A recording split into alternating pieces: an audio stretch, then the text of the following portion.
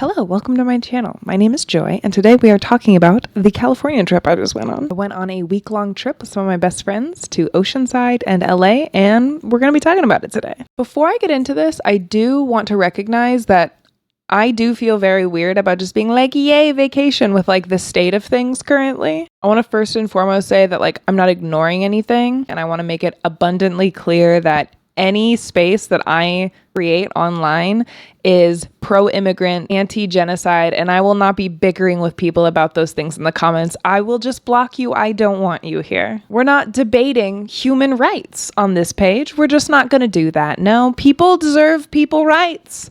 And I'm sticking with that. Basically making this video, just to have a nice little time, practice making YouTube videos. This is basically my first real YouTube video, but also to share some of the cool places that I went. Maybe you're interested in going to some of these places. I didn't know half of these places existed, so I hope that you enjoy this. We arrived in California on Sunday, kind of just had a chill afternoon settling in, and then Monday we went to Melrose District. We did stop at Erewhon on the way because I have a few friends who are foodies and they wanted to get a smoothie. This was my first time in Erewhon, and it was both exactly what I expected and not at all what I expected. It was stupendously clean and curated in there to the point where it was a little bit eerie. Everything was just so perfect that it kind of didn't feel like a real store. I really hope that they pay their staff well, because not only was every staff member that I met super nice, super courteous, but also like they must just follow people around facing products, because people pick things up and they put them back wrong, and I didn't see anything in that whole store askew. Now, while my friends did get their $20 smoothie and they did all quite enjoy them, I myself got a coffee. I was running low on caffeine that morning. Salted maple cowboy latte for $12. And was it delicious? It was. Should it have been $12 for a small?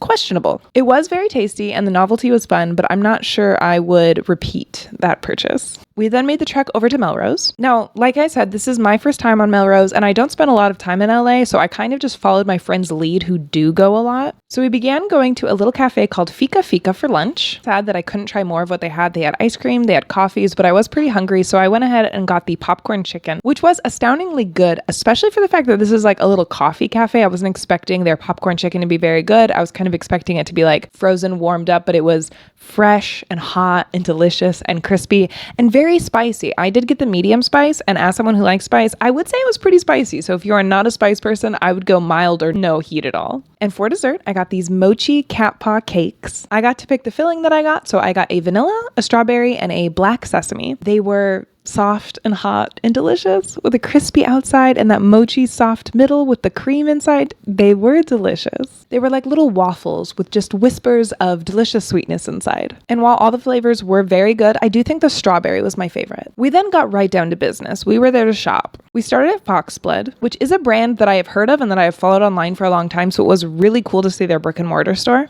You will learn through this video that I love a themed establishment. They had a vibe, they had a theme, and I love that. Foxblood basically only sells black clothing, so they kept the decor very minimal, but it was also very bright in there, especially for like a gothic store. They were really able to keep the visibility while also keeping like the moody atmosphere. Very moody, modern, witchy vibes. I did try to pop into like basically every store that I passed by just to see what they had. There was a lot of fast fashion as well as like super luxury stores, so I did not shop or take footage in all of them. But I do recommend just checking places out, looking around and see what there is, especially if you're like really into fashion. The next place we really went into was Wasteland, which was a crazy thrift store. It looked like a big Buffalo Exchange, except they sold extremely luxury products. Not everything there was completely luxury, but just rifling through a rack of shirts, you would bump into a $300 shirt, a $40 shirt, a $200 shirt, a $100 shirt, occasionally a $20 shirt, but it was an interesting experience to say the least. I did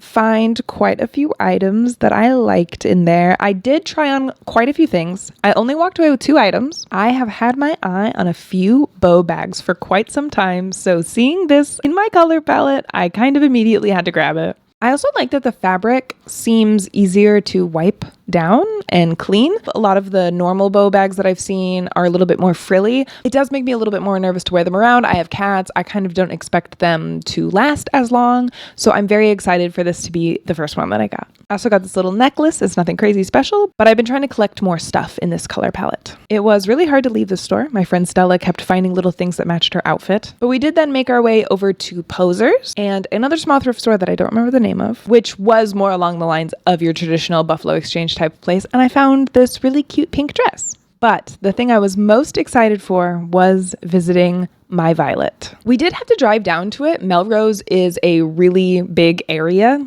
but once we arrived, I was smacked in the face with how beautiful it was. I have seen a lot of pieces from My Violet online, but I've never been inside of their store, and it was so cute. I spent probably the most time there just kind of checking everything out, trying things on. The staff was super nice and very helpful with the many questions that I had. I also want to note that My Violet and Foxblood were two of the only stores that we really ran into on the whole of Melrose that had plus size clothing. It honestly makes me not even want to shop at a store when they're so like non-inclusive. So it was really nice that the whole friend group could actually look around and potentially buy something. Now, while I did try on quite a lot and I did want a lot of things from here, I was very strong and I didn't want to blow the whole budget on the first day. So I only walked away with one item, but that one item is a big one and well worth it. I got the rainbow ruffle skirt, and let me tell you, I feel like a goddamn 90s princess in that thing. I love to twirl in it. It's so light and fluffy and gorgeous. I feel like I can dress it up, I can dress it down. I'm very excited to style it. And it is exactly a piece that I was looking for. We were basically winding down at that point. Lots of the stores were closing.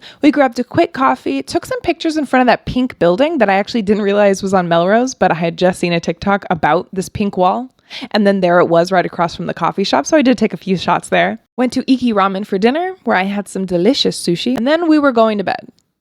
It was a long day. The next day, everyone was a bit beat. So we had a very chill beach day. Crocheted on the beach, buried Shondine, started watching Love Island. We don't have time to get into that. And then Wednesday, we were back at it with our shopping. We were on our way to Little Tokyo. We stopped on the way at Open Market, which was one of my friend's favorite places to stop. And I got this delicious crispy chicken sandwich. If you know anything about me, I love a crispy chicken sandwich. And I got a matcha lemonade. It was delicious. It was refreshing. It was exactly the right way to start the day. We then went over to Little Tokyo. It was extremely busy. I had never been there, so I didn't know what was average, what wasn't average. But because Anime Expo was in town and there was a Sega pop-up in the mall, it was quite busy. But it was still a lot of fun. I don't think that the busyness detracted for me personally. We started by stopping by at this little shop that sold all kinds of different treats and a lot of different mochis. I got this little strawberry daifuku, basically because Emirichu had recommended it so highly. I wanted to try it. And it was delicious. I love mochi. I love red bean paste. I love strawberries. What's not to like there? We then made our way to the heart of Little Tokyo, where we were going into a lot of the stores that have little blind boxes, trinkets, that sort of thing. And naively, I thought going in there, I'm not going to want a lot of things. I'm on this trip to buy clothes. What could I possibly want in these stores? First of all, blind boxes come in keychains.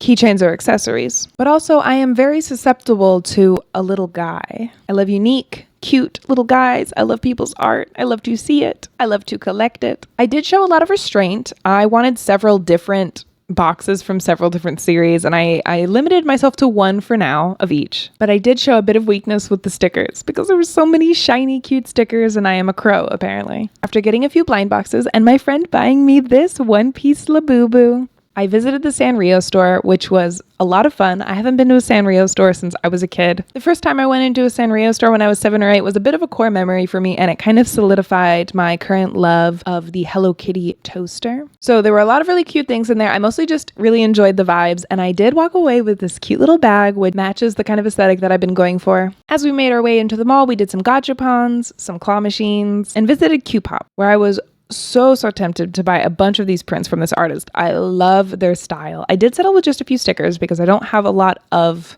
wall space, but I'm really happy with what I got. And I also got this cute little keychain. We did a little wandering after this, popped into Book Off where I got some of these one-piece trading cards that I'm going to use in an Ita bag, had lunch over at Kira. We made a quick stop into Pop Killer where I got this t-shirt and a sticker with a design that I wanted on another t-shirt, but I've been trying to curb my graphic tee collection, so I got a sticker instead. And we rounded out the evening by walking down to the Arts District and getting some Salt and Straw. I got the goat cheese Moyenberry habanero ice cream. It was delicious. It was probably the best ice cream I've ever had, and I highly recommend. Thursday was more on the chill side. Kind of all spent our money in LA, but there was a farmer's market in the morning close to where we were staying, and also a night market. And while I did have fun walking around and seeing what they had, especially at the night market, most of the booths were just selling fake Labubus and Sunny Angels. And I got a little over it pretty quickly. I naively bought a Sunny Angel because who sells fake Sunny Angels? They're $12 and everywhere. Why do you have fake ones? But I got fake ones. So I'll make them into earrings or something. We'll see. If you're into collecting little guys, be careful where you buy them. There's a ton of scammers out there right now. Friday was 4th of July, so we wanted to be kind of chill. We didn't want to be driving around late at night, so we went to the aquarium during the day down on Long Beach. It was a lot of fun. I got to touch moon jellies, which I'd never gotten to do before, so that was really awesome. Witnessed a little girl Disney princessing over the manta rays, and I finally got to see an axolotl in person. That little guy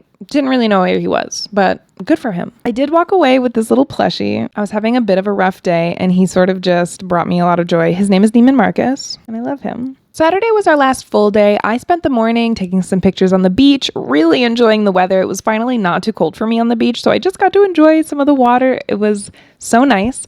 One of my friends, big thrifting fiend, so we went over to a Goodwill and another thrift store, which actually really decent prices. And then on our way back to the hotel, our friends alerted us to this emo scene market that was happening close by. It was really cool to see just a bunch of like scene kids selling their wares. I bought a few secondhand items, a couple of pins, and a handmade patch. It was really awesome. I love a little market. And so with suitcases full and wallets empty, we made our way home on Sunday. Nothing really exceptional happened. I drove for 5 hours. I got home, ate some dumplings, went to bed. It was a really awesome trip.